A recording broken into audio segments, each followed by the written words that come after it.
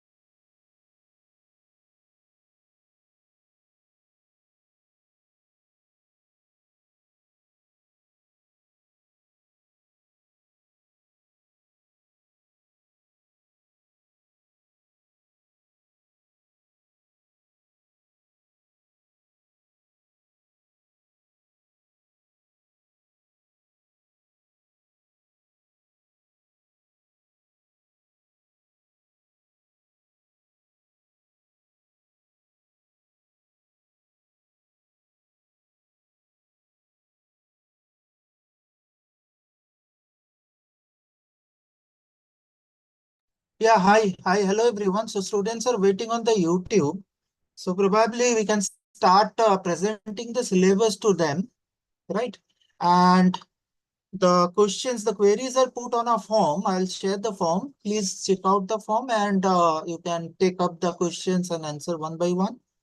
And some of us will be looking into the questions coming into the YouTube. I'll share it on the group, our programming group, and please answer that also. So, Atul, do you want to start it with the PDSA, some information about the course? Yeah, sure. Yeah. Okay. Yeah, hi everyone. So I am Atul Singh. I'm one of the instructor of the PDSA course in the diploma level. So we have this PDSA course with the code CS2002. So let me share the syllabus first. So what we will cover in this PDSA course. Give me a minute. Okay.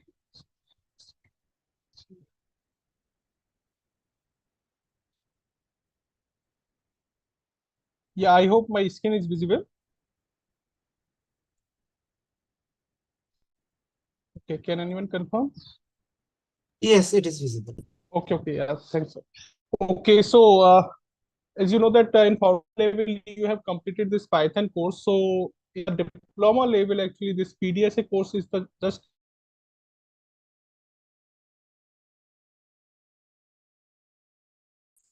full form is basically programming data structure and algorithm using Python. So this is just higher level of the Python course where we will learn the programming, but with the help of some standard algorithms. And these algorithms are basically very important for the placement purpose. Okay, and if someone is planning for the competitive started competitive programming, so that for that also this PDSA course is very important, because here we will learn some standard algorithms. So that algorithms are very useful to solve some very common problems in the real life.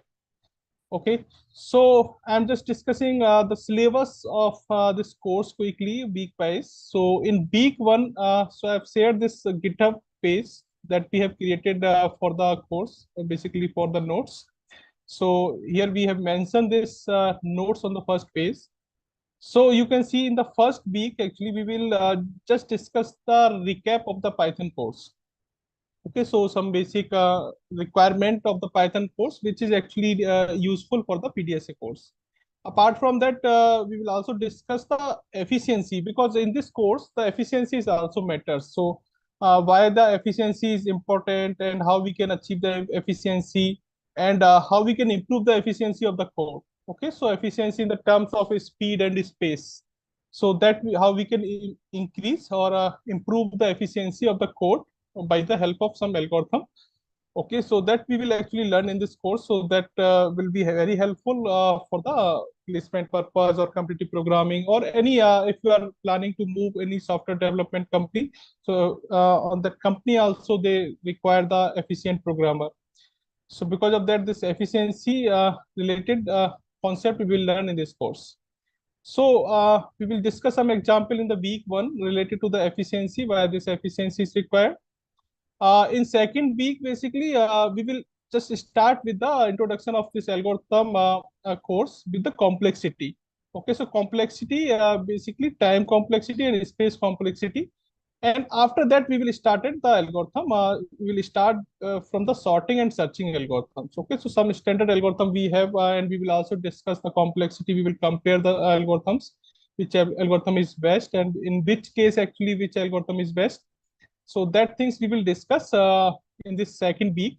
So sorting algorithms, searching algorithms, and basic about the complexity. So that will be covered in the week two. In week three, we will discuss one remaining sorting algorithm. We will have a quick sort that we will discuss. Apart from that, we will discuss some data structures that is required, and that so based on the some applications, some different type of data structure is also required, and that are very useful in some uh, different cases. Okay, so we will start some data structure concept, like you have already learned this Python list. Okay, and numpy array. And apart from that, we will just introduce this new data structure, linked list, hashing, stack, queue. So what are the advantage of this new data structure where we can use this data structure? So this type of application we will discuss in the week 3. Week 4, very common data structure graph basically we will introduce, and I hope you have already see this graph in the CT course and math course. So here we will discuss this graph structure, and apart from that we will also discuss some very important algorithms related to this graph data structure. Okay, so in week 4 we will introduce some basic algorithms like traversing algorithms, topological sort, longest path, and DAG, directed acyclic graph. And week 4 we will move to the second stage of this graph algorithm, so that some advanced algorithm like shortest path algorithm, minimum spanning tree algorithms, these type of algorithms we will discuss in the week 5. Okay, so week 4 and week 5 basically belongs to the same graph data structure, but both have some different algorithms. In week 6 we will start the tree concept. So tree is also important data structure for some applications. So we will start some improvement of the previous week graph algorithms, but later we will just start the tree concept. And in tree, we have some heap data structure, and based on the heap, we will discuss the sorting algorithms, heap sort. Apart from that, we will discuss the binary search tree. So that is also very important concept to search the data in the better way or arrange the data in better way. So we can improve the searching operations using this binary search tree. So the tree concept we will discuss in the week 3, week 6, and week 7 we will start this AVL tree. AVL tree is just a next version of a binary search tree. So basically binary search tree, if binary search tree is not balanced, so how we can make the balance to make the efficient use of the binary search tree. So there is one algorithm AVL tree that actually make the balance binary search tree. So that we will discuss in week 7. Apart from that, from week 7 onwards, we will discuss the algorithm strategy, different algorithm strategy, how we can design the algorithms. So three type of algorithm design techniques we will start from the week 7. So first is greedy algorithms. So greedy algorithms related some algorithm we will discuss in the week 7. Week 8, we will learn the different divide and conquer algorithms. So we will discuss some real life or very interesting example in this week based on the divide and conquer techniques.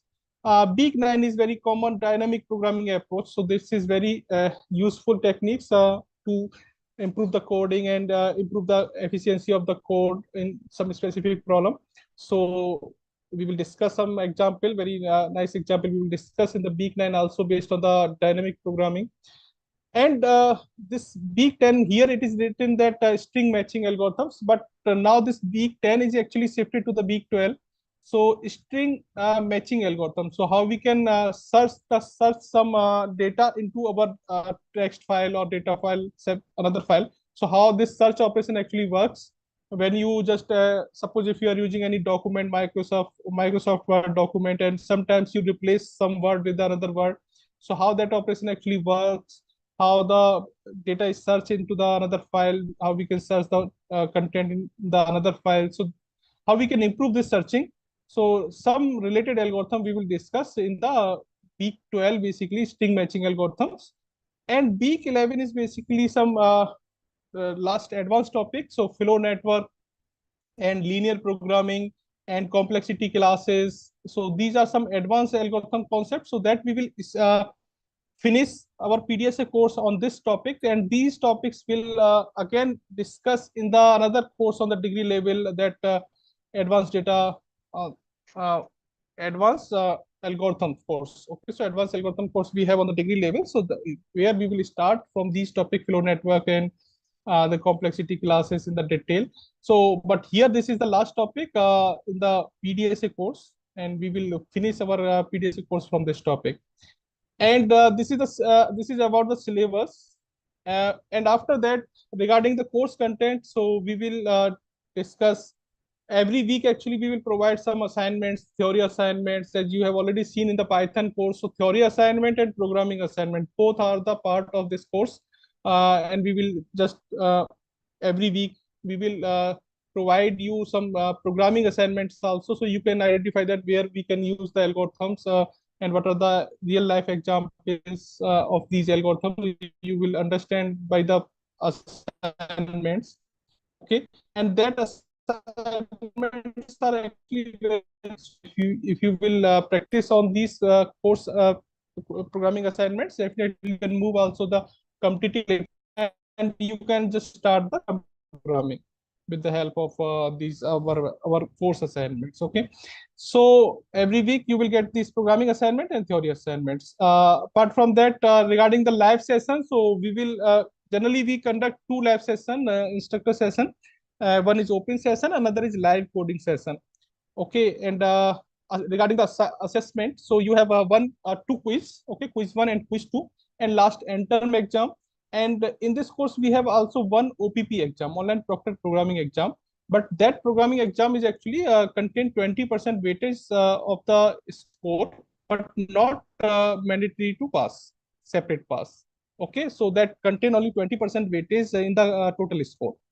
So that is one programming assignment. Apart from that, we have two quiz and one end-term theory exam.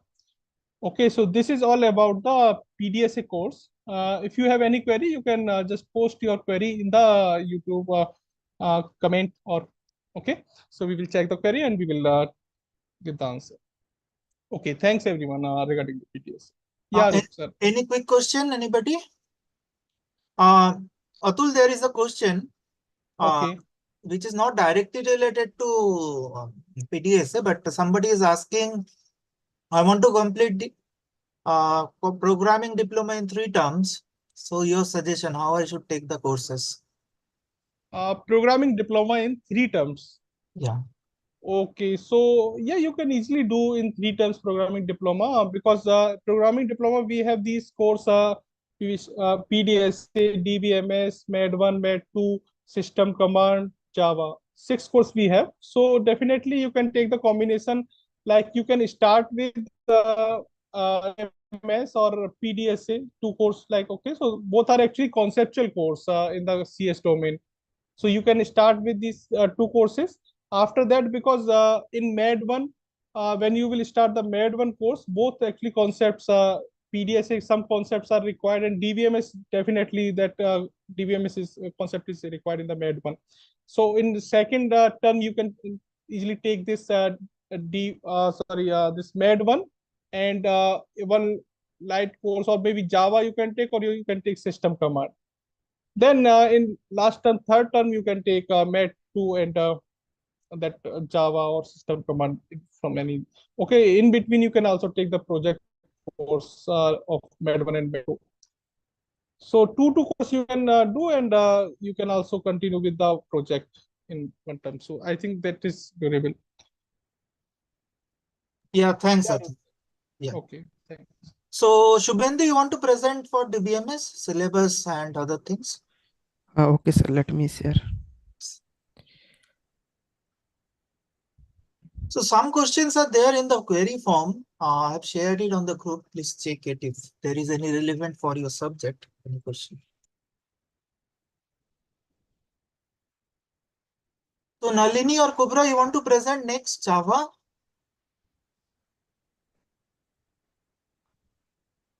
After Shubhendu? Kubra, if you are speaking, you are not audible, I think. Am I audible now? Yeah, but your voice is very low. So my screen is visible, right? Yes, yes. Okay, so basically DBMS is a 12-week course only, right? So that like first week basically content like course overview and the introduction to databases. Like we have in week 1, like we introduce, like we'll use PostgreSQL, and in weekend we'll like how to install the PostgreSQL, how to load the database and all the things in week 1, right? And in week 2, like introduction to relational model and the basic SQL, right? So in week 2, like relational algebra and the basic SQL, like select command, like then where, from, all the basic command of SQL we learn in the week 2, right? And week 3 we'll go to the intermediate SQL and the advanced SQL, like with clause, then join, different types of join, then trigger, then procedure we learn in the week 3, right? Then week 3, like we'll learn about the ER model and the TRC, DRC, like domain relational calculus, then tuple relational calculus, all the things. And the week 5, we'll learn about the database design part, right? Relation database design and the functional dependency. So we'll learn about the primary key, candidate key, then how to normalize the database, all the things. And week 6, basically how to design the database normalization and the denormalization, right?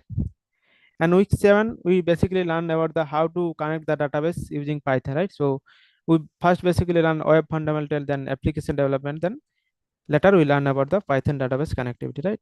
Then week 8, basically now we are going to like storage part, right? So week 8, we learn about the basic of data structure, then storage, like how we store the data, right? Then we learn about the magnetic disks.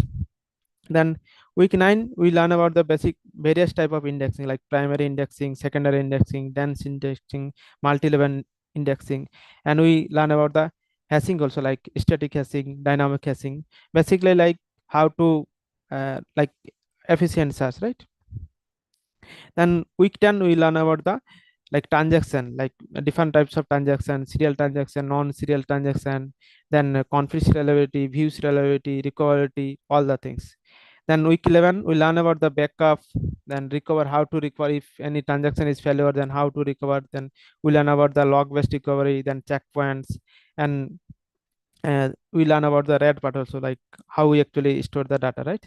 Then week 12, we learn about the query processing, like how actually, like what are like what different type, like there are we do join, right? So what is the actual cost of the query, then optimization, how we optimize the query, and all the things, and our DBMS structure, right? Then what are the weekly assessment, right? So basically from week 1 to week 12, there will be like each week there will be objective type as question, right? And week 2 and week 3, there will be SQL query based question. And week 7, there will be programming assignment questions. So in week 7, we learn about the how to connect the database. So there will be programming question on week 7, right? Then there will be 2 quizzes, so and 1 term, and there will be 1 OPP. So then that OPP, Python database connectivity, is mandatory to pass the OPP. So if you want to pass the OPP, you have to do the Python database connectivity, and you have to score greater than 40. Yeah. Any question?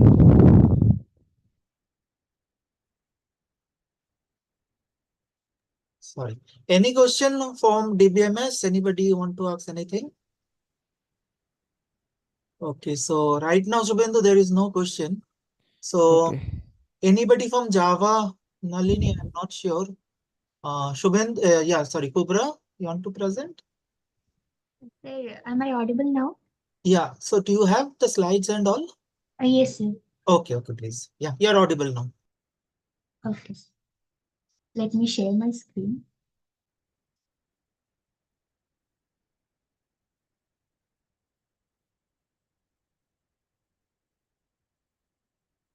Screen is visible, right? Yes.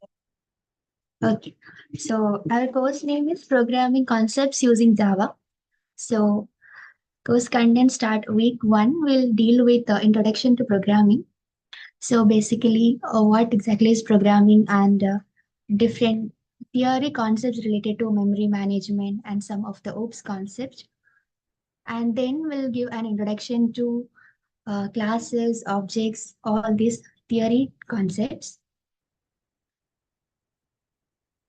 Then in week 2, we'll introduce to Java. So Java syntax will be introduced in week 2, starting with basic data types, then the control flow, including the for loop, while loop, all those which we learned in the Python will be covered in Java syntax. Then comes defining classes and objects in Java. And also we'll discuss on how to take input and output in Java. That's about week 2. In week 3, it's introduction to object-oriented programming, and some of the OOPS concepts like inheritance, polymorphism, etc. will be dealt in week 3. And also we'll discuss about the class hierarchy, including some of the main, we will have the top class, which is called as object class. Everything will be discussed in week 3. And then comes week 4. In week 4, some of the very important concepts of Java like abstract classes, interfaces which comes under the concept abstraction, this will be discussed. Then we'll discuss about the private classes, then controlled interaction with objects which is related to the private class, and callbacks, iterators. These concepts are discussed in week 4. And in week 5, the next OOPS concept, which is called as polymorphism. And then we'll discuss another advanced concept in Java, which is generic programming, which introduced to generic classes, generic methods, everything will be discussed in week 5. And also there is a topic called reflection, which we'll discuss, which will help us to understand how object is related to those things. Then comes week 6. In week 6, we'll discuss about collection, like as we have in Python some of the concept like list and some other collection. We will also have collection in Java. So these will be discussed in week 6. Then in week 7, we have errors and exceptions, dealing with exception handling, and then packages, how folders kind of things are managed in Java, and then comes assertion, some of the testing concept, and then logging. In week 8, we have cloning, so how to make a copy of object, these kinds of things. Then type interface, higher order functions, some of the advanced concept, and streams are discussed in week 8. In week 9, we have optional types, which is a separate topic, and this is related to the streams. And then we have how to collect result from streams, how we can collect into different collection and all those things. And then we discuss about serialization. So how objects are converted back into these bytes and all will be discussed in week 9. So week 8 and 9 are somewhat related. Then comes week 10. So in week 10, we introduce to multi-threading concept. So the theoretical concept of multi-threading, including the concurrency, all these things will be discussed in week 10, along with the parallel programming, some of the problems that we see in parallel programming, race condition, and some of the algorithms will be discussed in week 10.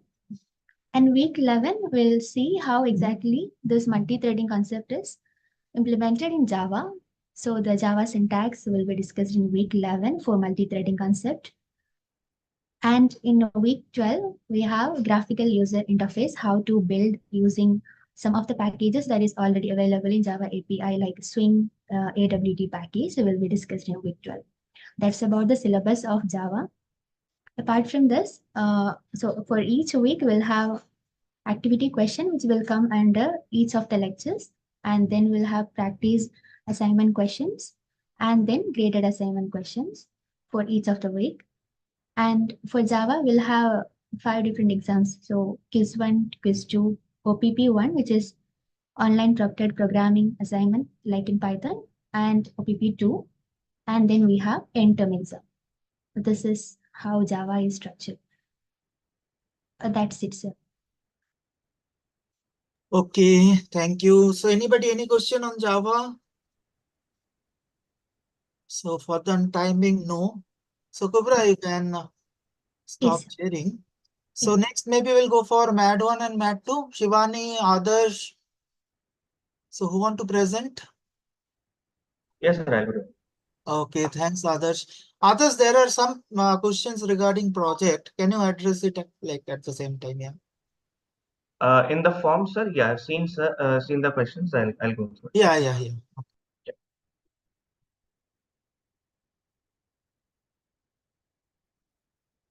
Okay. All right, sir. Can you allow me the screen sharing, sir? I'm not able. Okay, I think you're not the co-host. Shivani can share, I think. Can I make you co-host? Just let me check. Sir, do you want me to share that same PDF? That PPT? I will share and explain. Yeah, sure. You can share that. Meanwhile, I'll send you the Mac to one that also you can share. Okay.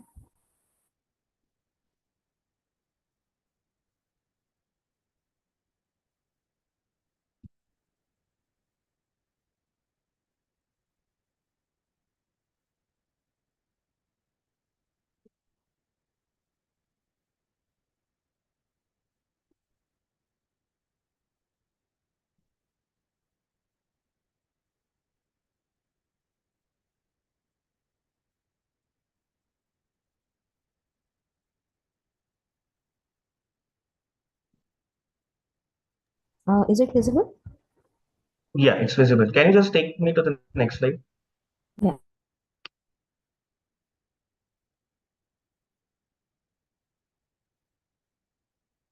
Yeah, okay. Yeah, so all right, welcome everyone to the orientation session. So this is now we're talking about the application development courses of the programming courses. All right, the screen is unshared again. Can you just share that?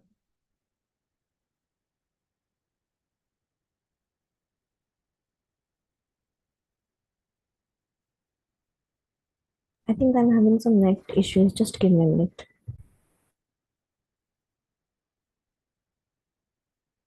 Okay, I think I can share the screenshot. Okay, you can just.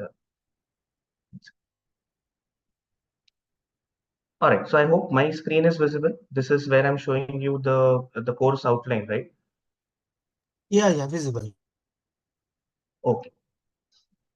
All right.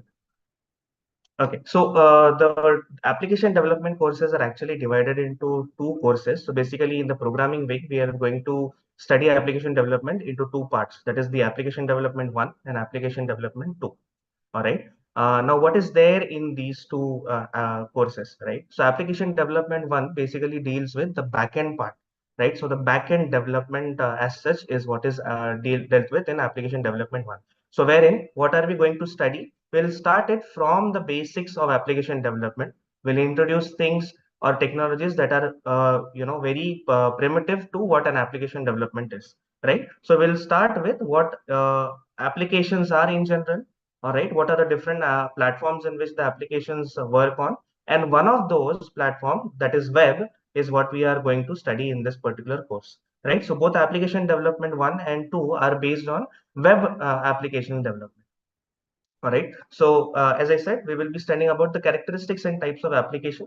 Then we will move on to various network architectures as to what architecture we are going to follow. And one of those architecture is model view controller. So it is a design pattern that we are going to understand how to develop or how to build an application, understanding about these model view and controller. What exactly is model? What exactly is view? And what part takes the controller of an application? Okay, as I said, we will be studying about very basic technologies that actually on which the application development is entirely built on. That is the HTML, CSS, JavaScript, and then some additional libraries like Bootstrap. All right. HTML can also be created with the help of Python, so that we'll be seeing very briefly. All right. Now, whenever you talk about an application, there is there is a database associated with it. So that is something that we're going to study in week 4. All right. Now, an application can be divided, or the business logic of an application can be divided into 4 main operations. These are called as CRUD operations. Right. So you can see that the CRUD operations, these actually stand for create, read, update, and delete. Okay, so these are the major operations that an application or the business logic of an application stand on, and that we are going to study in weeks 4, 5, and onwards. Then comes the APIs, right? So there is something called as application programming interfaces, which takes up the week 6 part of application development 1 course. Then there are advanced or detailed backend technologies like backend and front end validation, security, and testing of an application that we are going to study in the remnant of the weeks, that is week 8, 9, and 10. Week 11 and 12 is dedicated on to understanding things like CI/CD pipeline, service approaches, okay, platforms like GitHub, right? So all these things are kind of introduced to in the later weeks of application development 1 course. All right, so this is what we do in application development 1 course. Now what is then application development 2? So likewise, application development 2 deals with two major components, that is the front end development and advanced backend of the application. All right, so what comes in front end? So that is basically starting with JavaScript. So this is where we introduce, let me share that screen also. Yeah, so this is where we introduce JavaScript to the students. Okay, so JavaScript starting from the very basics of JavaScript till the advanced front end development using the frameworks. So what is new in application development 2 course? That is the Jamstack, right? So Jamstack is JavaScript API markup stack, right? So obviously we'll go into details of this when we go into the course. And what is the framework that we're going to use? We'll be starting off with Vue.js. So this is one of the frameworks or the front-end frameworks of JavaScript that is used to build applications, and applications as such front-end of the application.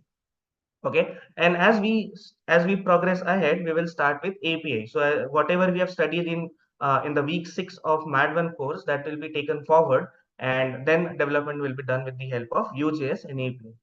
And obviously, we'll be using a framework that is called as Flask, which is a Python-based frameworks used for creating web applications. So in MAD1, we'll be creating the entire backend using Flask. Same thing with the MAD2 course, we'll be developing entire backend with the help of Flask, but in a different way. So obviously, when we go into the courses, you'll understand more of these things in detail. Now, what are the other? Now, I also mentioned things like advanced backend concepts. So, what are those things? Things like web storage APIs. What are these web storage APIs? What is session storage? What is local storage? All right. What is asynchronous jobs? What are backend jobs? Right. What are triggered jobs? What is caching? Things like that. So all these concepts kind of improve the performance of your application in some sense. And when to introduce these things into your application is something that we'll see in application development 2 courses. Now there are also things like progressive web applications. Okay, single page applications.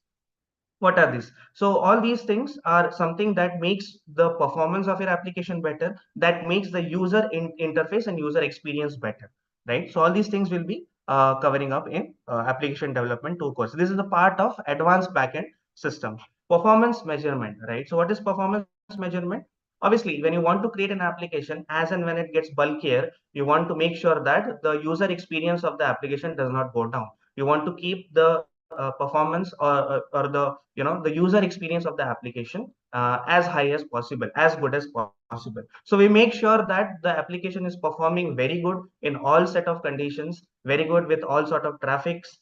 Okay, we make sure that the application is optimized to all the systems, and this is where things like performance measure comes in. And one of the component as I've already mentioned is caching, right? So you make sure that certain things are cached in your system while we actually work with application. You don't need to worry about what these terms are, what caching and everything is. We will be taking all these things quite in detail.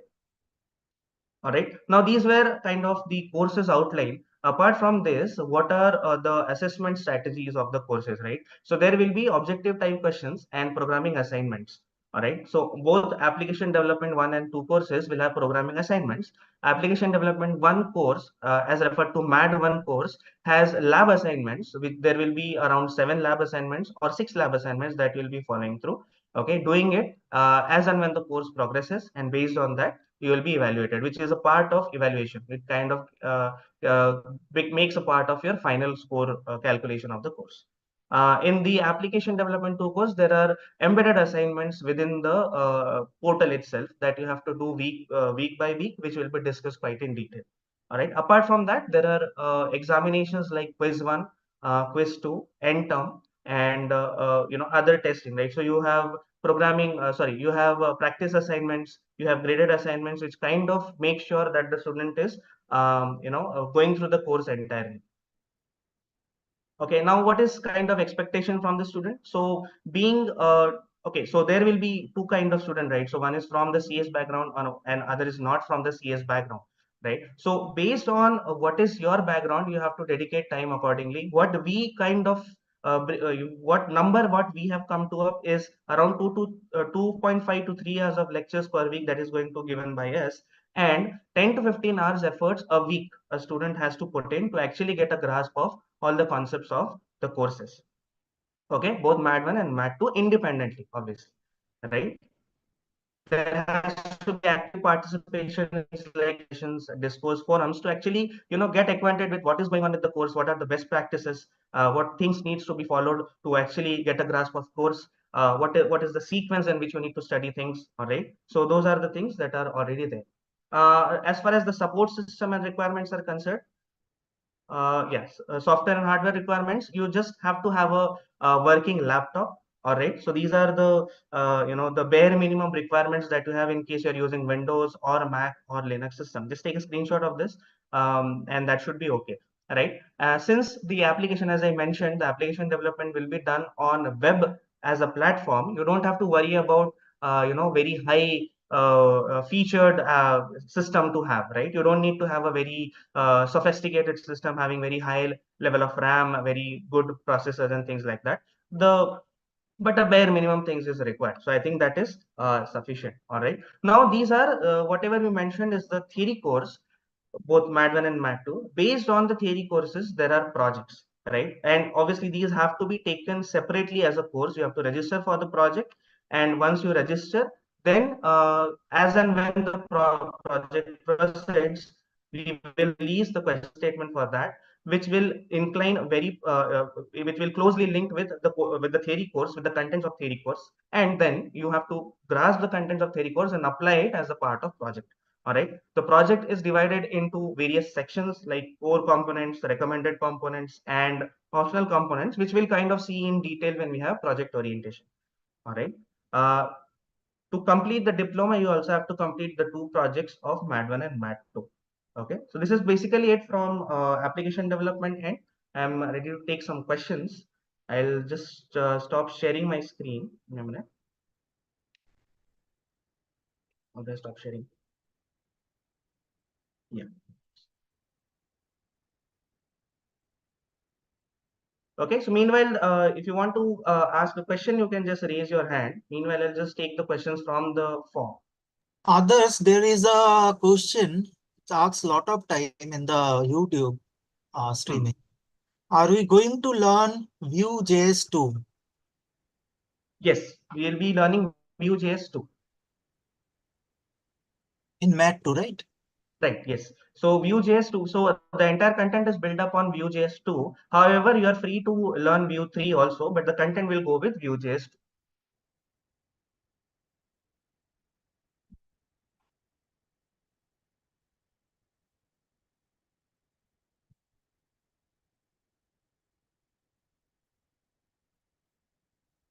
Okay, see a raised hand. Vikash Kumar Jha. Hi. Yeah, I have one question. So the project means in the project, the application which we will develop, so that will be on our laptop, and is it or and if if it is like we are going to develop on our laptop, so what, like how we are going to submit? Can you explain that? Yeah, so all right, so there is a portal where which is built by the team itself to take care of the projects. All right, so everything like submission, validation, VIVA, and things like that, right? Slot booking, everything is taken care of by the application. So you will have to, I mean, when we release the question statement, there is something called as project document, which kind of gives you the guidance to submit the project, right? So what should be the size of project? What should be the structure of your file? What should be the format of the file. So generally, I mean, as simple as that, it should be a zip file created as low as 10 MBs. It has to be less than 10 MBs, and it has to be submitted on the portal. Okay, so as we go ahead in the project sessions also, we will be clearing these things, but it is there in the project document. You can just go through it. Thank you. Yeah, there's one more hand raised, but I'm not sure with the name. Yes, sir. Can I ask? Yes, go ahead. Actually, sir, this is going to be my first time in diploma. I was planning to take PDSA, MAD 1 project, and MLF. And I was preparing to take DBMS in the next term. So, will it create any issue because DBMS is co-requisite for MAD 1? So, are they are heavily connected, or it's just bits and bytes? See, I would say not heavily connected, but I think it would be better if you take MAD 1 and DBMS together. Okay, sir. Okay, sir. See, the Thank thing you. is, if you ask me about the combination, if you're going with PDSA, go ahead with that. PDSA, you can take MAD 1 and DBMS instead of MAD 1 project. Okay, sir. Yeah, I just as far as my knowledge, like so if you have a course as a core requisite, you either have to take a DBMS with MAD 1, or you have to complete DBMS and then take MAD 1. You can't take MAD 1 first and then take DBMS. Yeah, right. So that's what I kind of said, right? So you can, I mean, I'm giving you a direct suggestion on what courses to take this term. You can take MAD 1, DBMS, and PDSA instead of MAD 1 project. Okay, sir. Thank you. Okay.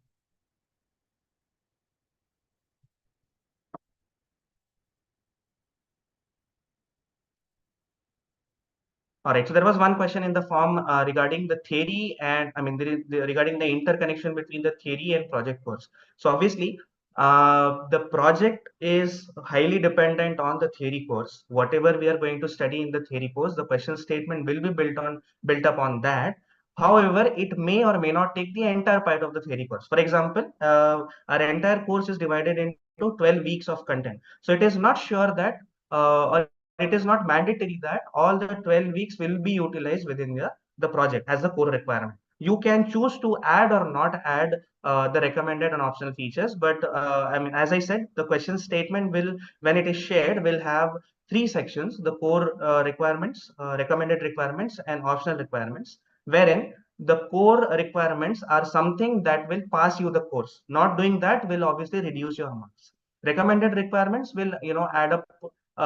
You will add up some bonus marks to your application or your submission. And optional requirements are something that you can choose to do or not do, right? So once the question statement is released, the core requirement is something that you have to focus on, and it may or may not be the entire part of the theory course, but definitely it is a subset of whatever is there in the theory course. So it is highly linked.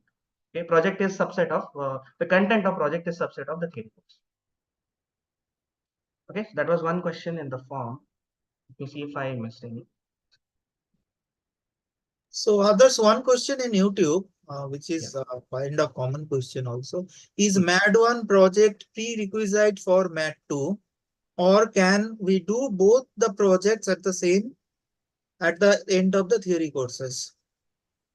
Yeah, you can. So the MAD1 project and MAD2 project can be done together. Okay, those are co-requisite. Okay, but MAD1 project is MAD1 theory is a prerequisite to MAD2 project. You need to do MAD1 theory before you jump on to MAD2 project. Okay, and MAD1 project is co-requisite to MAD2 project. So both the projects can be done together.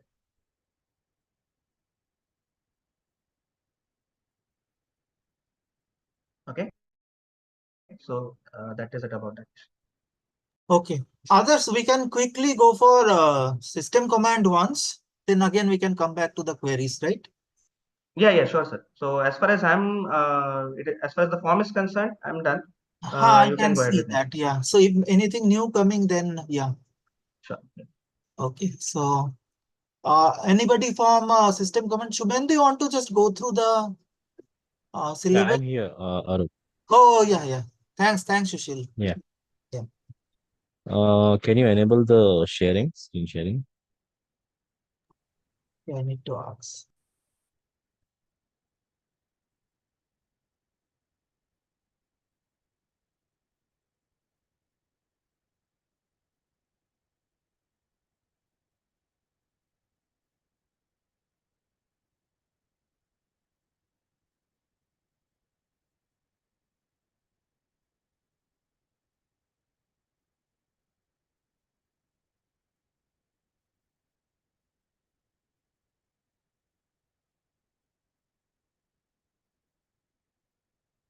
Yeah, Sushil, you can check now. Yeah.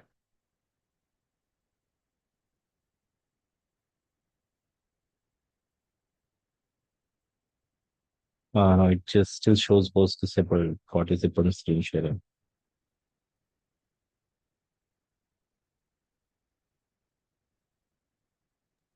You're not able to share it? No.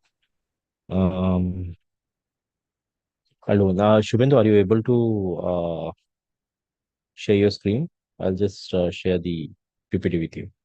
Yes, I'm able to Yeah. set. Yeah.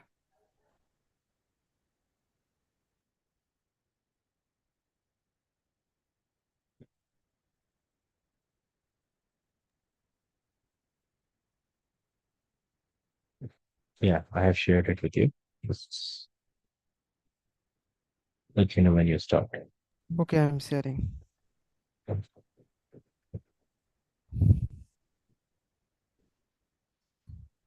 So my screen is visible, right? Yeah. Sushil? Yeah, it is visible.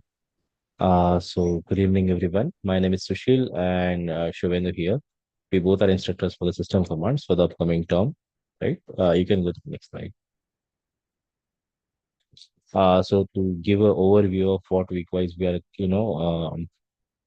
covering up, right? In the first week, we will be talking about, what is Linux, how to launch it, what is the basic command structure, and some of the basic commands which will let you navigate in a command line environment. What kind of file system hierarchy does Linux uses?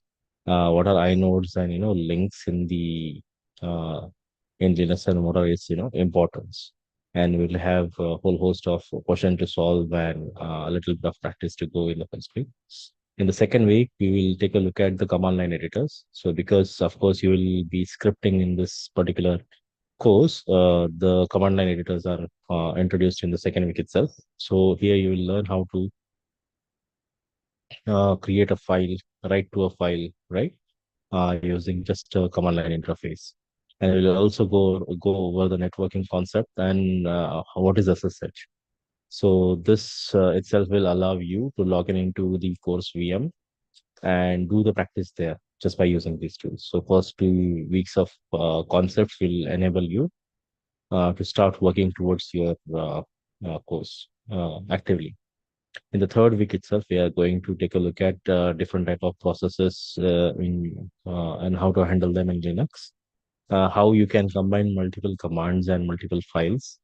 What are the pipes and redirections? So pipe and redirection are some of the key concepts developed from the original Unix operating system, and how they're implemented in the Linux operating system, and how they can be used for some set of commands is what we will take a look at in the week 3. And we will also take a look at the software management as to how to install or uninstall softwares if you're working on your local system. In the fourth week, we will take a look at the pattern matching and regular expressions. So regular expression is such an important aspect of all the data science. We will take a look at the basic regular expression and extended regular expression, how to use them to identify pattern will be the crux of the week 4. And after week 4, you will have your quiz 1. Can you go to the next slide? In the 5th week, we will take a look at variables concepts, right? So what are the shell variables? Shells and subshells in terminal. We will take a look at index and associative arrays. We'll take a look at how the array manipulation is done, or shell variable manipulation is done. How you can assign different commands and their outputs to the shell variables is what we will see in this particular week. In the 6th week, we will take a look at different type of command line utilities, which makes life very easy. Such as, imagine you're logged into a command line environment and you want to find a certain file. Will you do that? So how you can find a file? Say, for example, you're writing your C code, how you can compile it. So you'll learn how to use the make utility, and then how you can archive multi-folder, multi-files into zips is what you will learn into this particular part. And then we will start introduce you to the concepts of the bash scripting. Okay. In the subsequent week, we will take a look at all the while loop, for loop, test command, right? How if else statement is used, case statements, etc. Pertaining to the bash scripts. And in the subsequent week, we will take a look at how you can say, for example, you want to start a script every day at a particular time, or every alternate week, or something of that sort. How you can do that, or where you should place your scripts for it to be getting executed from wherever you call for them. That you will learn in this week. And apart from that, we will also take a look at a very important editor, which is called sed. So prior we looked at the command line editors, where the scripting is not essential part of it. But with sed, you can script as to what all changes you want to make to a textual file, right? How to do search and replace operation, how you can do character by character replacement operation. And there are so many other things you can learn inside. In the 9th week, you will be introduced to the very important concept as awk. Awk is essentially a precursor to your Excel, right? The kind of thing which we are able to do in Excel is something which we should be able to do in awk. So the sed is more, can be an equivalent to a word, but because they were developed in 70s and 80s, they are mostly command line basics. And many of their features are now present in the nowadays in most of the softwares. Okay, but given an interface where you logged into a remote machine, right? How will you use set an awk towards some set of operation is what we will take a look at it. And in the last 10th week, we will take a look at the version control system such as Git. And then we'll take a look at, how we can take a look at hardwares, right? In your Linux environment. How do you know what all hardwares have been installed into your system? How you can manage storage is what we'll see. And how you can also change your prompt string is what we will see in the last week. So that is all. In total, you have 10 weeks of course content. Can you go to the next slide, please? Yeah, so the way we are evaluating you is that in the first week itself, we will introduce you to the virtual machine, which course provides, right? And for first 2 weeks, we will be providing you enough support for you to get onto the virtual machine. And we will have bi-weekly programming tests, which will be conducted on the virtual machine. The OPP eventually, which we will have, only one OPP will be there in the course, will be conducted using virtual machine. So the bi-weekly program tests are essential towards that end. And if you fail into that OPP, you will get an additional chance in the subsequent week.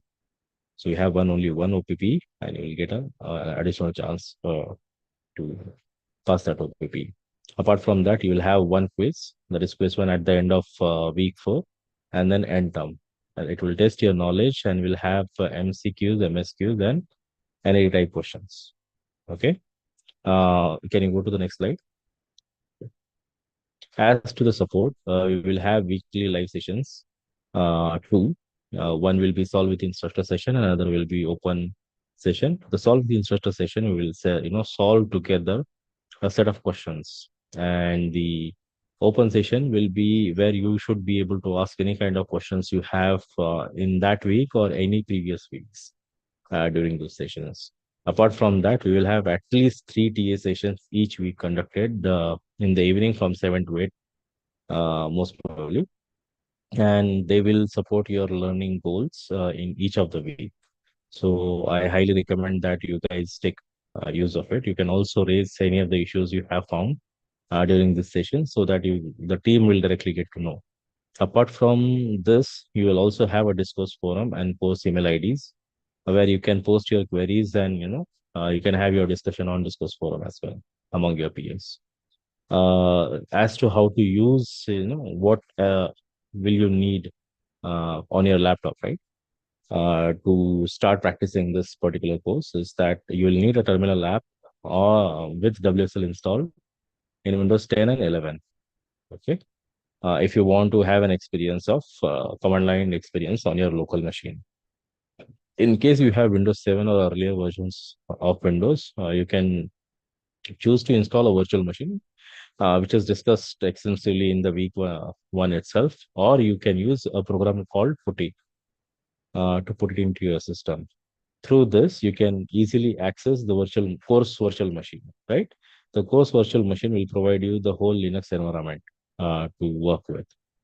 So to access the VM, right, you can either use, like I said, a command prompt or a PowerShell on Windows 10 and 11. You have to use Putty app on Windows 7 or prior Windows OS. If you are a Mac user or a Linux user, you can just simply use your terminal app. You just have to ensure that you are enabled Bash in Mac OS and in your local Linux, because Bash shell is what we will be talking about during this course. If you guys have any queries, the floor is open. Shubhendu, you can close. Okay, thanks, Sushil.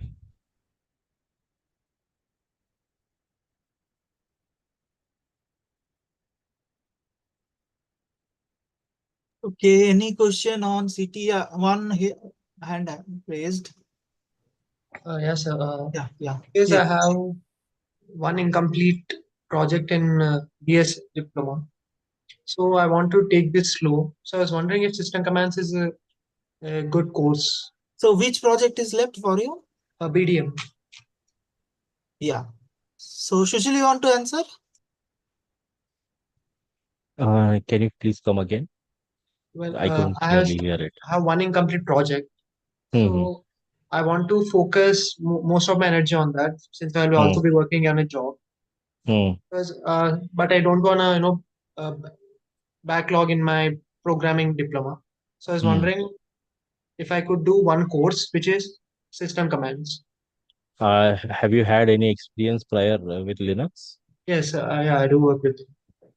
Yeah, you do work. You know how to navigate into the file system Yes, I do. using just terminal. Yeah. Yeah, then you should be fine, because that is one of the hardest thing people need to move from a GUI to a terminal. If you're okay with that, I think the system command is not that of an heavy subject. All right, sir. Thank you. Yeah.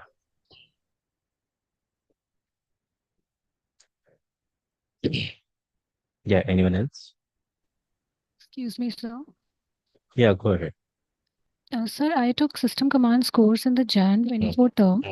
And I cleared the exam, but I had to repeat OPP in this term, May 24. So now that the OPP pattern is changed, how will the repeaters have the OPP, like according to the new pattern or according to the old According pattern? to the new pattern they will have. Okay, so we need to attend all the bi-weekly tests and You don't need to attend bi-weekly test. All you need to do is attend the single OPP which we have at the end. If you are not able to pass that, you will have one extra attempt towards the end. Right. Okay, sir. Thank you, sir.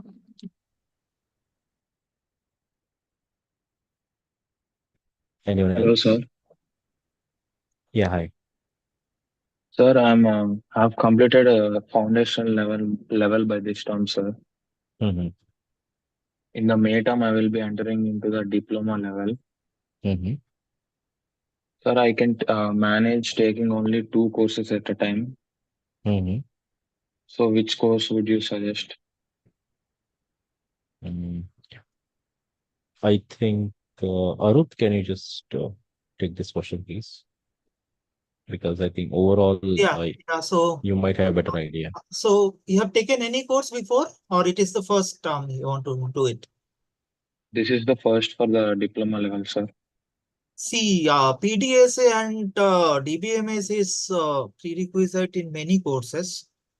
So possibly that too will be better to take initially. And at the same time, you don't have any prerequisite. So if you have the time permitted, like you have enough time, so you can also consider Java. Otherwise, PDSA, DBMS will be better choice for you. Sir, but I will be entering into the second year of my offline college. Okay. In this, we have Java and... If you want to take 2, then this 2 will be better.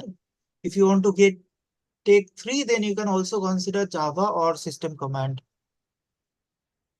But I'm comfortable with doing 2 at a time, sir. Then maybe DBMS and PDSA.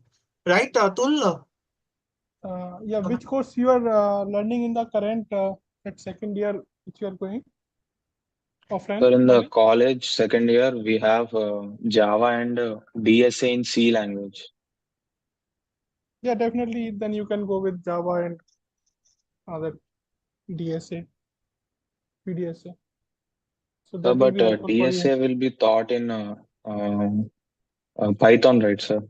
Doesn't matter. So here you will learn the conceptual algorithms. Basically, algorithms are more important. Okay, language you can definitely implement with any language, but if you know the concept of algorithm, so that will be helpful for both courses. You can implement in either Python or C. Okay, so if you are learning DSA and Java in your offline college, and if you take the same courses in here, so that will be helpful for you also. Yes, sir. Okay. Yeah. Thank you, sir. Okay.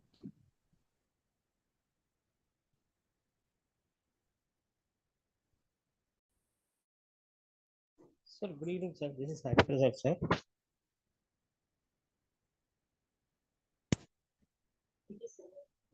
Excuse me, sir.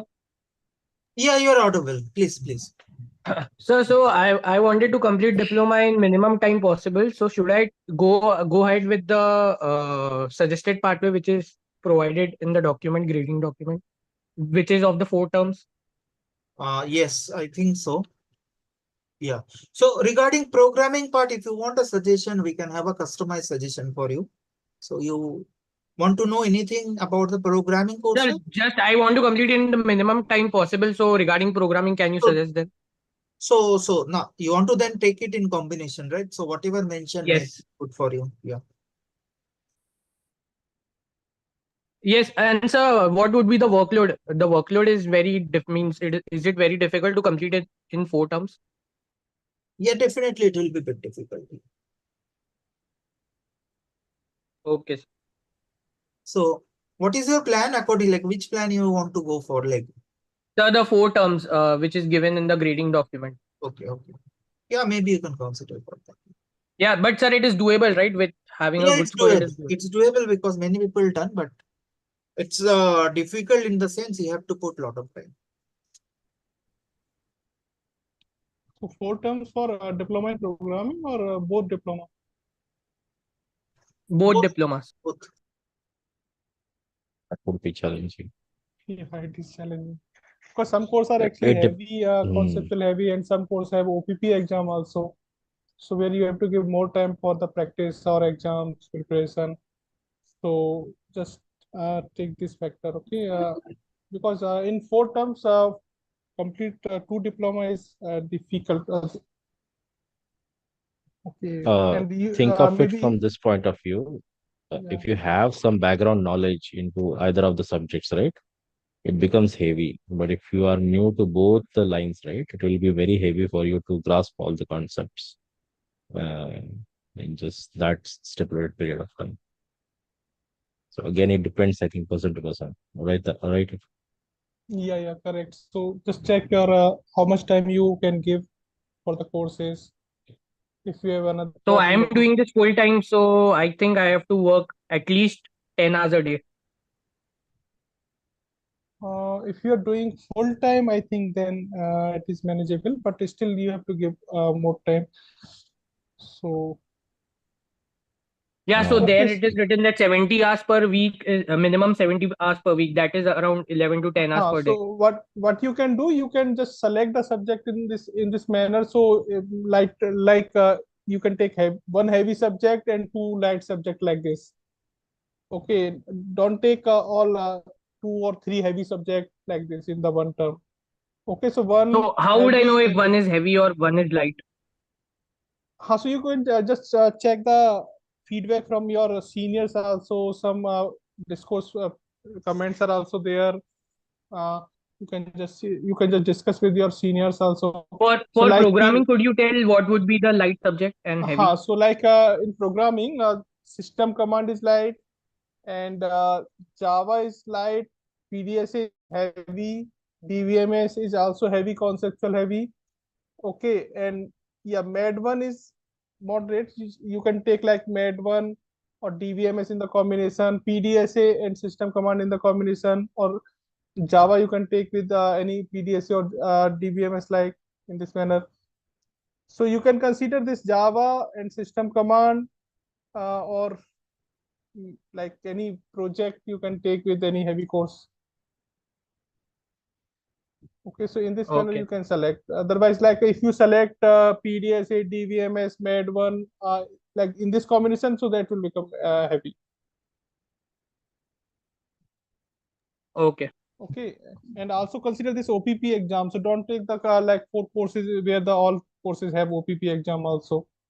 So because at the end of time you have to prepare, you have to give the exam in maybe 2 OPP exam on one day or maybe 3 OPP exam on one day like this. So that will become heavy. Okay, yeah, data science won't have OPP exams, right? Data science, yeah, they don't have the OPP, but some have project also. So yeah, project you can also see. So if you're taking that MAD1, you can also consider as a MAD1 project. You can do the MAD1 project also on the same term. And with another course, you can take system command with this. How much time does it require to complete a project?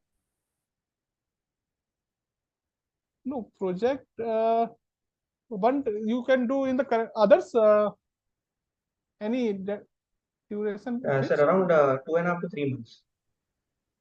So it One is term, no? yeah. It's 2.5 to 3 months is something that we generally ask students to complete project in. So that would be an entire term. All right. So the deadlines and everything is decided in a way that you complete a project in one term. And generally the question statements are released right quite before the term starts. So that extra time adds up. Yeah. Okay. Thank you.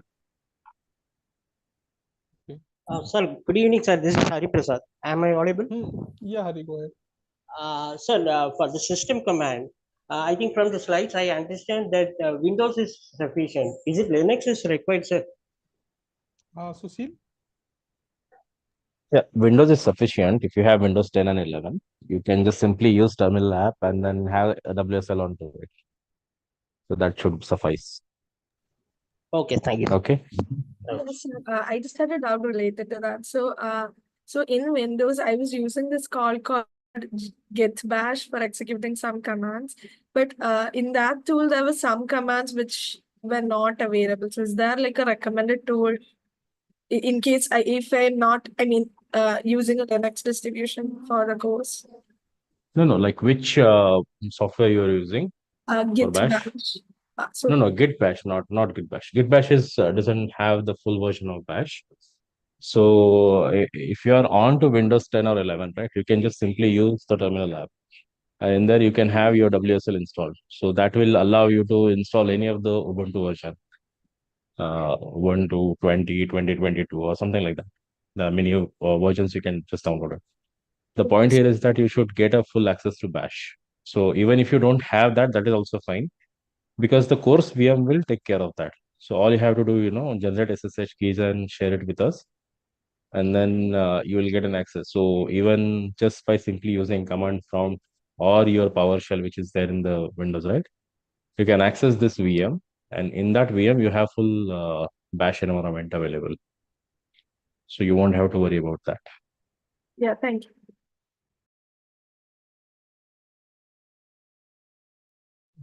Can I ask a question, sir? Yeah, Nilanjan. He's talking. This is Nilanjan. Hi. Yeah, Nilanjan, go ahead. Yeah. You see, I was checking. So, for example, imagine I am a working professional, and weekly, if I am able to spare at the max, say 10 to 12 hours, so would you suggest me taking, say, PDSA, DBMS, and system commands together? Because I'll tell you my background. I come from a data science background, and I work in a data science field only. And I also use Linux to a good extent to deploy CI/CD building and all those things, right? So would you suggest I take up these three together if I'm able to devote only this much of time in a week? But you are saying that you can give only 10 hours like in a week? Yeah, 10 to 12 hours in a week, yeah. So I think that is very difficult to you to cover. In 10 hours, you can cover 3 courses here. I'm not sure about, and regarding this, you are saying that PDSA, DBMS, and system command, correct? Right. So I DBMS is like, how is it? Like you'll be using normal SQL kind of commands as a test and things, right? Or what do you use? Yeah, conceptually, all topics are also there. So theoretical concepts are also there with that practical things. So that also requires some time. So Piyush, Subhendu, can you comment on this regarding the DBMS? Yes. So for DBMS, like there will be 2 week SQL, like week 2 and week 3 SQL. So that we'll be using PostgreSQL, and we'll be learning all the like from basic to advanced SQL, like from basic like select, start from where to like trigger, procedure, all the things. So we'll learn about the from basic to advanced, and there will be one week 7 we'll learn about the Python database connectivity. So how we connect the database from Python, right? And week 5, 6 we'll be learning about the how to design the database. So how actually design the database, like how to optimize all the things, right? Then 7, then 8 and 9 will be like storage, like a storage part, like so week 8. Tell me one thing, is it for this OPT and other exams, it is very important to remember all the syntaxes during the course, right? Or is it some helper available to find syntaxes? There I struggle the most. Even my work, I do not remember any syntaxes. Okay, like in SQL, In SQL there is no syntax. It's only like you have to know the like how actually the thing is work, like join and all the things. Like Yeah. so if you Even the problem is, I mean, why I'm asking this question, because it depends how, even say there are a lot of commands, right, to join, then college, and all those things. Okay, I know this, but what happens in my practical life? I usually search it to JNA or other things, and I implement it well, right? I know how did they work. I don't remember any syntax, so that's the problem. That's why I'm asking if it is that kind of a requirement in the course, so then probably 3 will be tough. So the thing is like we'll be giving sufficient question for practice, like in week 2, then week 3, and week 7, and there will be like set of 30 SQL questions. So if you practice all the things, then you can easily able to do like all the programming question in OPP. So for DBMS, actually SQL, this is structure, the query, how you can write the query, that things is required to remember. But I think system commands, some syntax is already provided, correct, Sushil? In the I mean, you get to have a whole bash for you to work with, especially in the OPPE. In exam, there will be, help context provided. Say, for example, I'm asking you something regarding sort command. So I'll give you help context of the sort command, and you have to logically deduce what could be the right solution out of, when you combine those. But like you said, right, the way bash works and other languages works, right? Usually people get confused between the syntax. So that is true, that is where I think even the implementation wise, right? If you want to call upon different file names using for loop, it can be done so many different ways. So people usually, I have seen people getting confused between maybe Python and Bash. So it depends on how comfortable you are in those particular senses, what you should test. So I think there could be previous year exam questions available, right? You can just take a fast quiz and test whether you can remember at least some of them. So I think that will be a better way for you to assess whether you can take 3 or not. Because definitely there will be some kind of syntax you will need to remember from your end. Okay, so I think 2 is better. If I can stay around the 10, 12 weeks, in a week. 3 is 10, 12 ambitious, hours. definitely, I will tell you. 2 definitely you should be able to manage. But it is not like, 3 will be very difficult. It's just that you have to plan it accordingly. So That you is can what take the like issue is. the DBMS and system command, 2 courses. And but not definitely this PDSA, DBMS and system command. This is very heavy combination. Yeah. So if you already know PDSA concepts, then it will be either of the subjects. If you know concepts very well. Concepts I know. Concepts when I apply. But the challenge is, I mean, for exams and these things, we have to remember a lot of stuff. That's why I think, okay, understood what you're trying to say. So maybe 2 would be good if I am able to not devote much of a time. Yeah. Okay. Yeah, so either you can select this PDSA and system command and or DBMS and system command. So you mentioned that you know something about the system command also, no? That will be Yeah, Unix Linux so we use for deploying ML models and all. Yes. So that will be easy for you to manage. So 2 course you can go with. Okay, so either system that system command with PDSA or maybe DBMS. Okay. So okay. But still you have to give more time, this 10 hours. I think 10 hours still is not enough because the contents, weekly video content is 2 to 3 hours. So that is the challenge actually. That is the challenge because what happens now, like our working hours are like that, and nowadays you need to go to office every day. So you don't get time to even watch videos and all. Okay. Yes. So it's only the night time and the weekends are only left to do things. Because PDSA also contains the programming assignment, so that actually takes some time to solve. So definitely, we generally recommend that 20 hours for PDSA in a week. Only 20 hours, 20 hours, yeah. Yeah, actually. That is required if you are doing PTA or programming assignments or but if somebody has got experience, then also you say 20 hours required, right?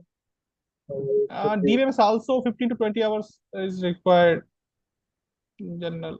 So because of that, we are saying that DBMS with system command, I think that is better, or if you know concept of PDSA, then you can also go with PDSA and system command. Yeah, PDSA, Okay, yeah, so two courses. the data structure algorithms are there. I mean, that is conceptually there is no problem. So that's what I was thinking. But okay, let's see. Sure, I'll consider what you are saying. Yeah. Okay. Okay, thank you. Okay. Yeah, next name is not mentioned. Yeah, you can go ahead. Can I ask? Yeah, ask. Sir, actually, I want to ask, like, what would you guys prefer to do both diplomas, like mixing the subjects or doing separately, both of them, in 4 terms? Okay, so that is totally depends on you. So in last terms, what course you have completed? Sir, actually, this is gonna be my first term in diploma. So in foundation level last course, what course you have completed? It was Just Stats 2 and English 2. Stats 2 and English 2. Yes. Okay, so you have just finished this Stats 2, so definitely you can go with some basic course of the DS side also. Okay, Like with MLS. this current term. So that's actually stats or that knowledge is required. Then base foundation course you can take from the DS side, and some conceptual course like PDSA and DBMS. Some course you can also take from this side. Okay, so that programming course, PDSA course you can go, and maybe system from not system and Java course you can go. Okay, so I think combination is that will be helpful for the DS course. Okay, And sir. when you did the Python course? Sir, like second terms, yes, sir. Okay, so one term before. Yes, sir. Okay, so definitely you can take one or two course from this conceptual course actually in the programming. Okay, sir. Okay, Thank but if you are giving full time for this course, then take only 3 or 4 course. Otherwise, if you have another load also from any like offline college or any job, so definitely don't select the more than 2 courses. Okay. Yes, sir. Yes. Okay. Yeah. Yeah. Next is Hermione V. Hello, sir. Good evening. Yes. Sir, my question is, this is going to be my first term in diploma, and I thought of taking MLF, MAD 1 and PDSA with MAD 1 project. Sir, is this recommendable? No. I think you have to take DBMS also there. Sir, DBM. Because the MAD 1 core requisite is DBMS. Yes, sir. I have a web development background. I can so that's why I chose for this.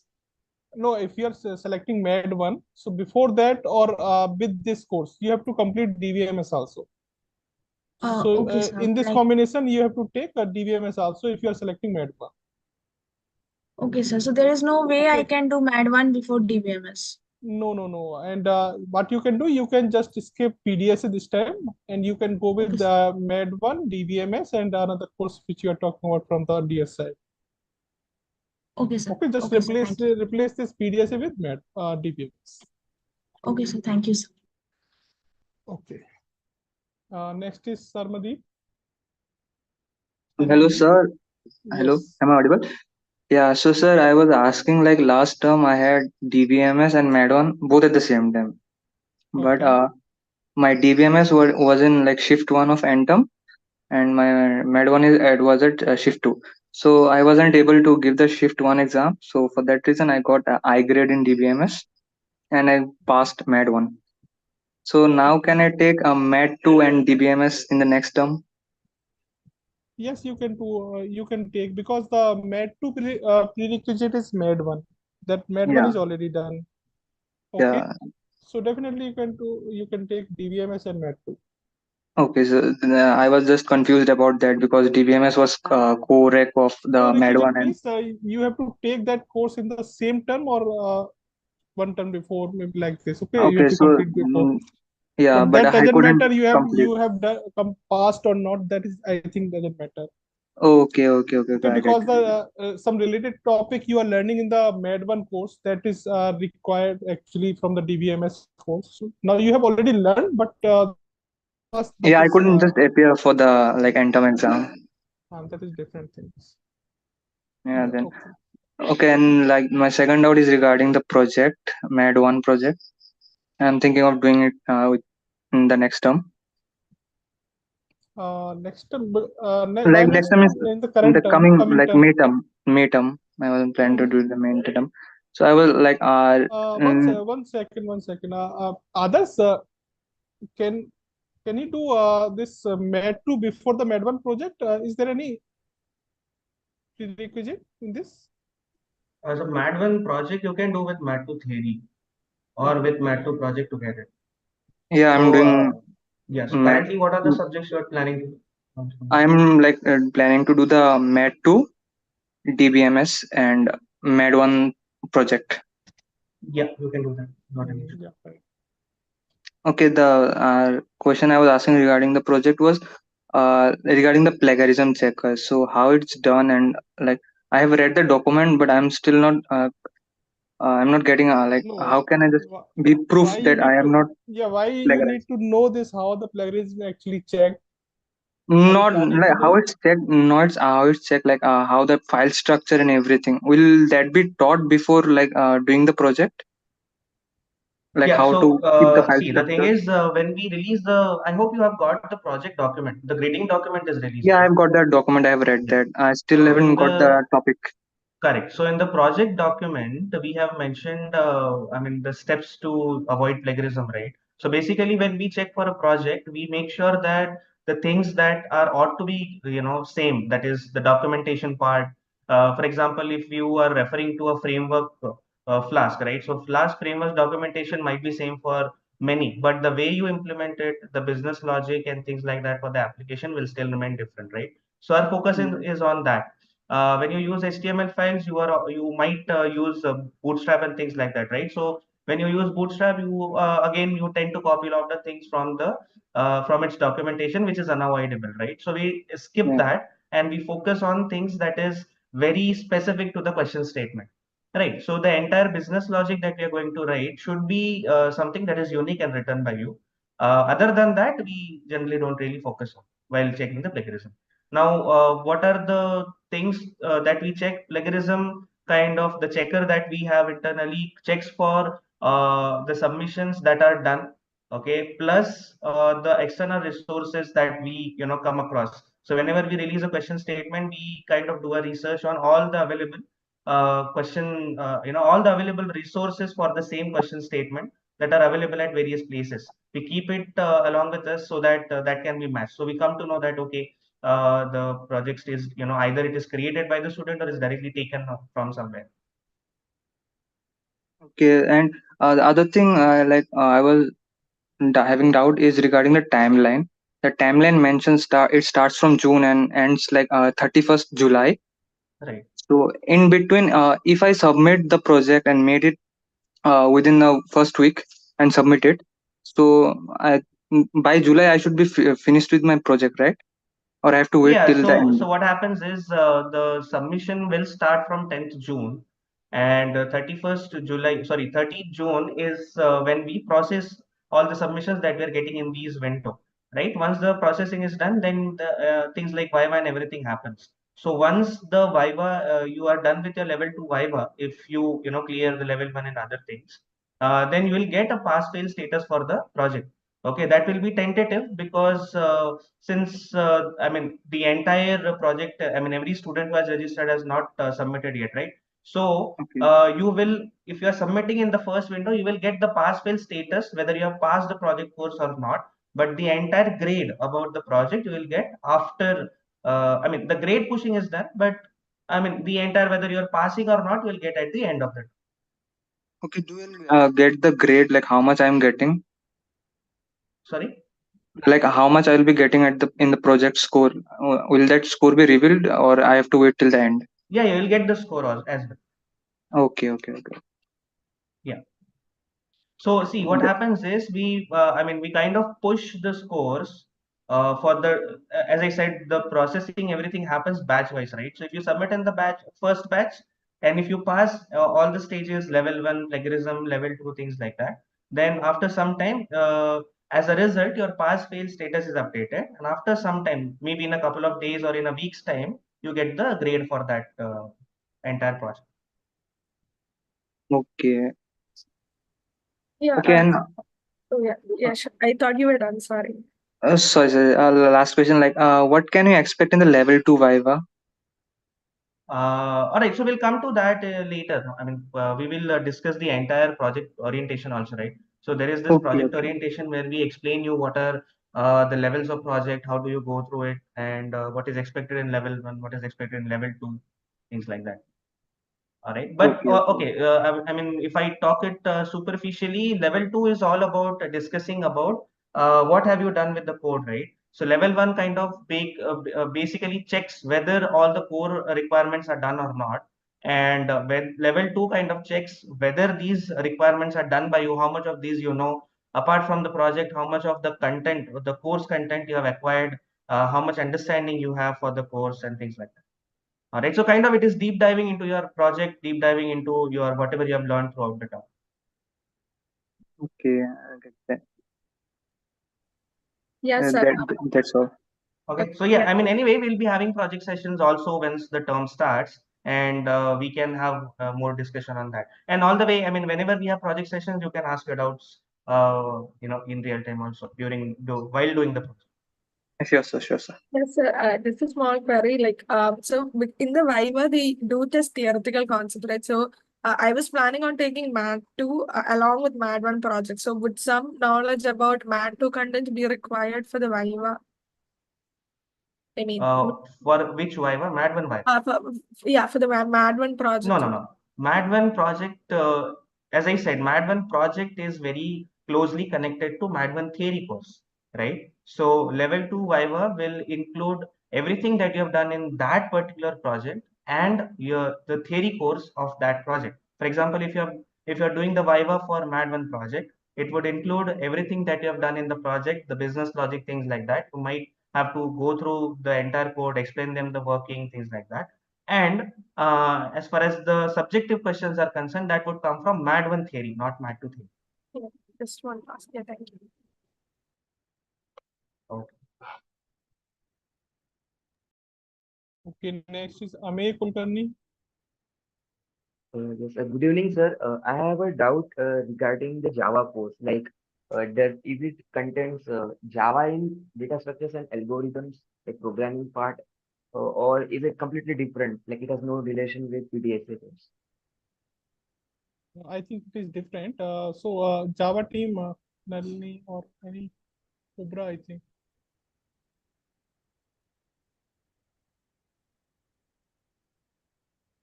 Cobra from anyone from Java team? Atul. Yeah. So last time I went to the curriculum of this Java. Actually, it is completely object oriented.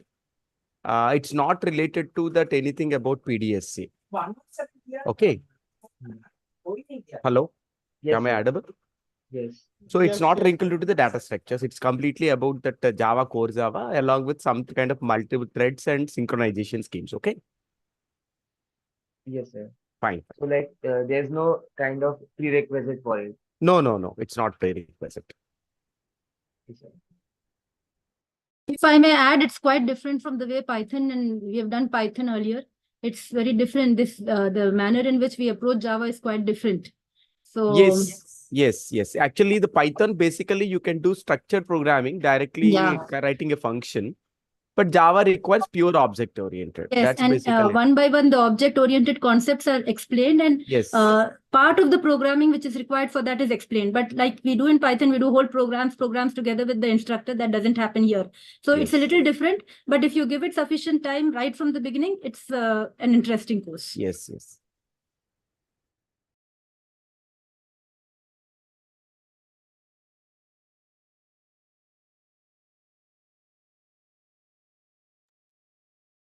Okay.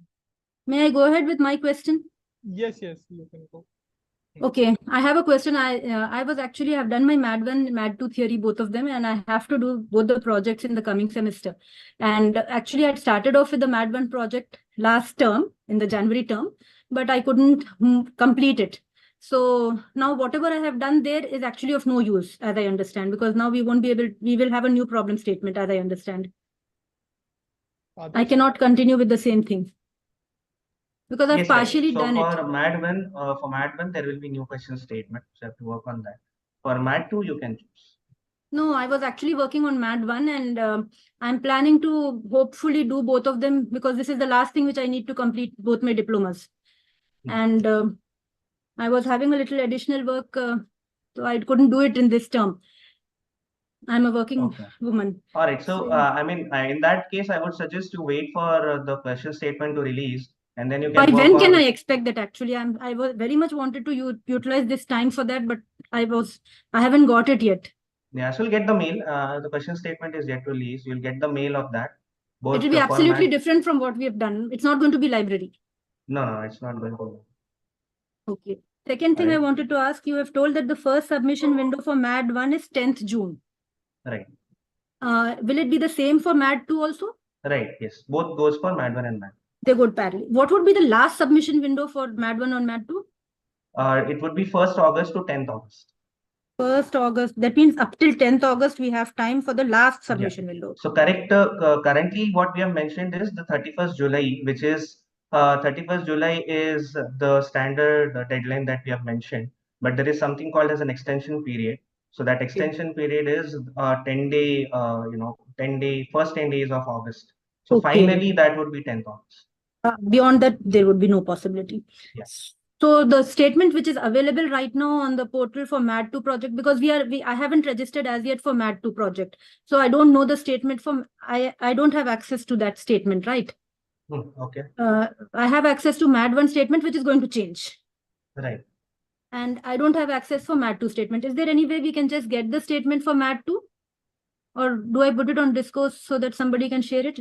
You can get it from the peers, from your peers. The MAD 2 statement you can get it like that directly from your peers. But the MAD 2 statement will be released, and once you register for the MAD 2 project, it should be available. Okay. So you all will not share it before time with us on Discourse or some other way.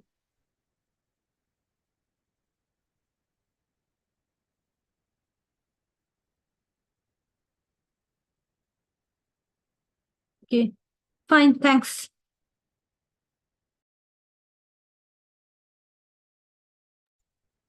Okay, any other query from anyone? Can I ask you one question regarding these credits which can be got from NPTEL? Okay, Arup, sir, are you there? There is some credit transfer from NPTEL, right?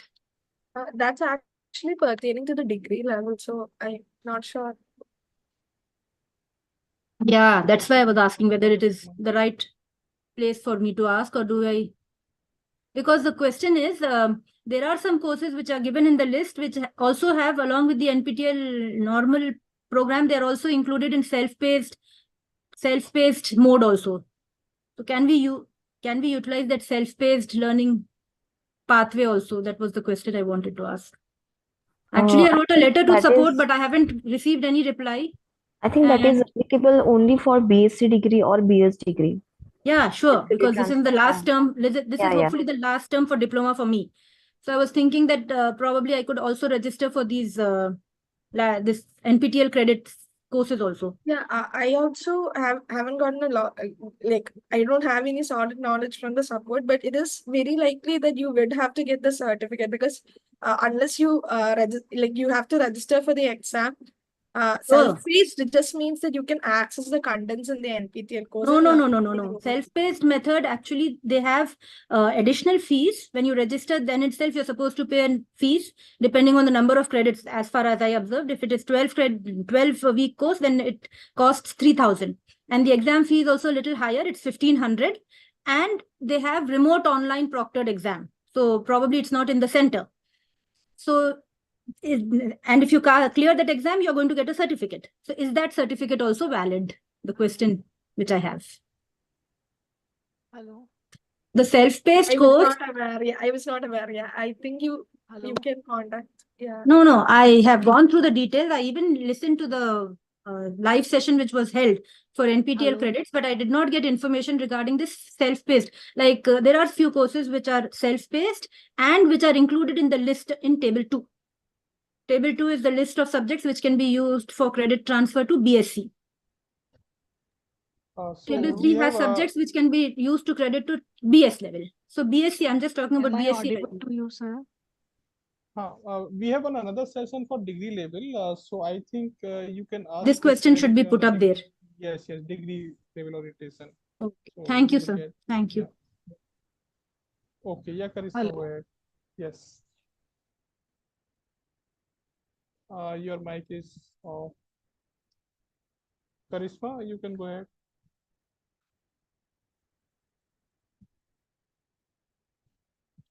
Karisma, you are mute.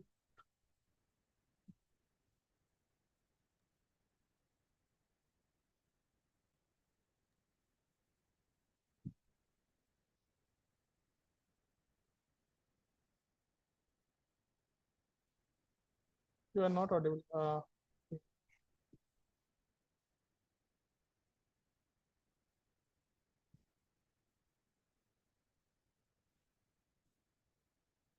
Okay, any other query from anyone? Hello.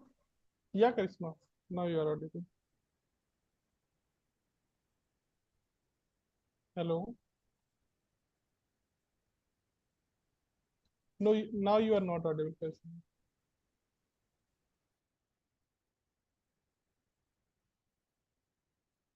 Karishma, you're not audible. Maybe you can paste your doubt on the chat.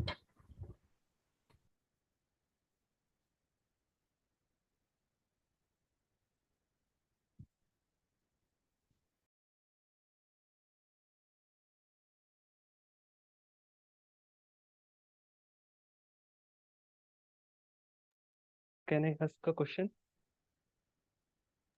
Yes, Rijan, go ahead. Actually, I wanted to ask about this MAD1 project deadline and stuff, like when we get the MAD1 project and when to start, what would be the question, if any kind of Any briefing others? could be about that.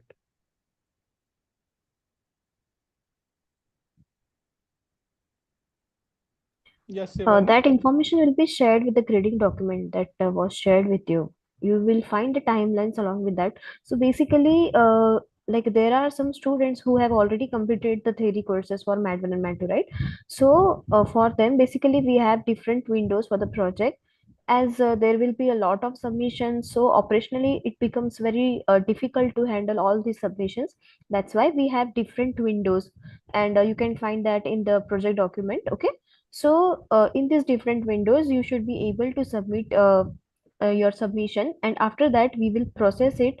Like we will check its validity, we will check for the plagiarism, and once it passes the plagiarism check and validity, then after that we will announce the Viva dates, and you should be able to give Vivas, and accordingly it goes for 4 batches. Like we will do it in 4 batches. This is the process. So, ma'am, Yeah, like so you can submit in any of those windows. actually, I'm gonna be new student in diploma. This would be Yeah. my first time. So, like, Mhm. what do they ask in Vivas? Like, there are two Vivas, right? 1 and 2. So, Yeah, so basically there are two Vivas, level 1 and level 2. Okay, so in basically level 1 Viva, they will check whether all the functionalities that is core functionalities are there or not, or what are all the optional or recommended functionalities that you have implemented. Basically, they will focus on that only. Okay, and once you pass that level 1, after that you will be asked to give level 2. Okay, in level 2, they will like the examiners will be from the industry. They will ask you what are all the things that you have done in your project. They will ask you about the code that you have written. Also, they will ask you the questions on the, suppose you are doing Mad 1 project, then you can expect questions from Mad 1 theory as well. Okay, so they will deep dive into your project. So they may ask you how you have implemented this and that, what are all the different parts of your project. They may ask you to do some backend changes or some front end changes. Such questions you can expect in level 2 Viva. In level 1 Viva, they will simply check what are all the features that you have implemented, and based on that they will give you a score in level 1. Okay, so like all this Viva would happen like on Meet or something from home. See, Like, I will give you an example. Suppose, say we have a 10-day submission. Okay, so we will allow all the students. Suppose this is first. Suppose this is one window. Say, okay, we will consider June only. Suppose we now we will ask you to all submit from 10th of June. This is the window from 10th June to 30th June.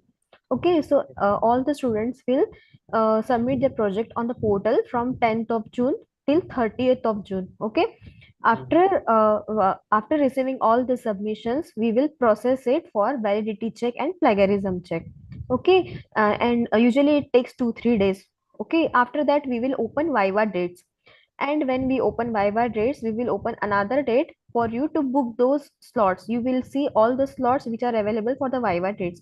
Then you can book one of the slots from the Viva portal itself. Okay, and after that we will you will have your level 1 Viva, and in that level 1 Viva, as I said, the basic core functionalities and all the features that you have implemented, that will be checked. If the level 1 examiner thinks that all the functionalities are working properly, actually we have a rubrics for that. Okay, if they see that all the functionalities, core functionalities, and all the functions that are required, they are appropriately done, they are properly done, then they will admit you to level 2. Okay, but suppose if they find that the functionalities are missing, the core functionalities are missing, then you will fail the level 1. Then you will be again asked to resubmit the level asked to resubmit the project.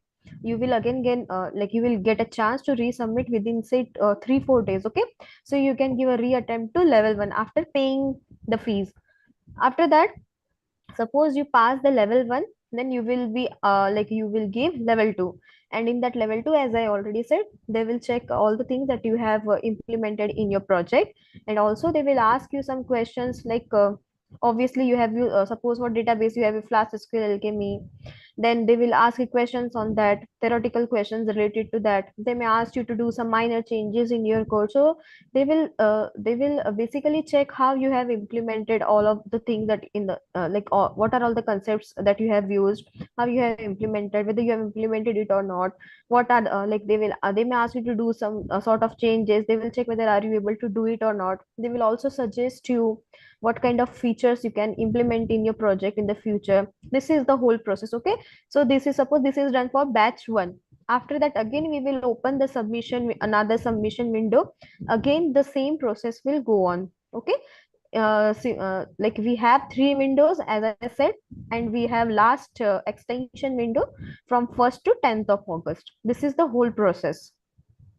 Okay. If I may ask, like the term you said, core functions and optional functions, like all these will be mentioned in the project details. Yeah. In the grading document itself, we are yet to release that. Grading document is already released, but we are yet to release the project document, just because we want to, there are so many questions related to this project. So we are preparing a detailed document. So in the document you will find everything. What are the core functionalities? The core functionalities are the ones that you have to implement in your project. Along with that, there are some recommended and optional functionalities. So all of this requirements, features, everything will be mentioned in the project document.